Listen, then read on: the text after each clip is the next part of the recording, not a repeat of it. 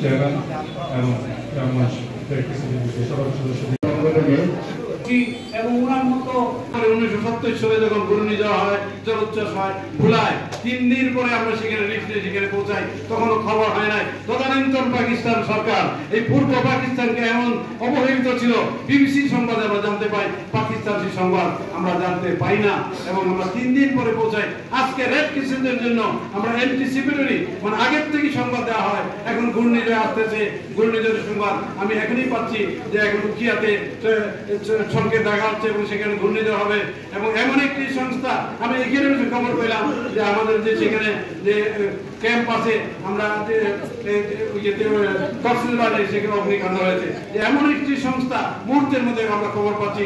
অথচ পাকিস্তানে আমাদের 3 দিন পরেও যেখানে মানুষ মরে পচে গিয়েছিল তারপর খবর পায় না। আজকে রেড ক্রসের জন্য আমরা এই দেশকে আমরা ঘূর্ণিঝড় হওয়ার আগে আমাদের রেড ক্রসের এই যুব সদস্যরা ঘরে ঘরে গিয়ে মাইকিং করে এবং ঘরের ভিতরে খবর দেন। আমি আশা করি প্রত্যেকটা ইউনিটে আমরা ব্লাড ব্যাংক করবো, কারণ আমরা মাত্র 12% ব্লাড ব্যাংক শুনে আমার কাছে খারাপ লাগলো।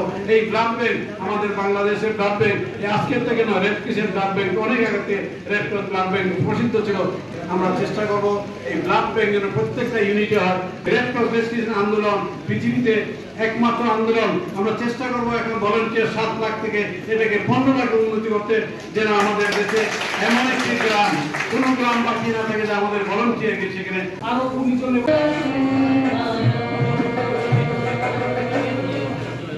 সেই তারকা লোক যারা বাংলাদেশ রেড ক্রিসেন্ট সোসাইটিকে নেতৃত্ব দেন, জনাব কবির চৌধুরী ভিডিও ডকুমেন্টারি আমরা এখন পুলিশের কাজ রেখেও রেড ক্রিসেন্টের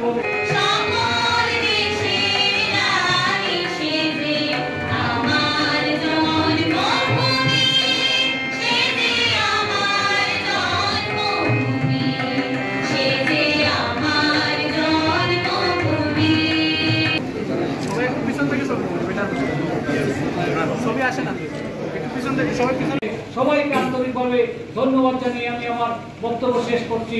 জয় বাংলা।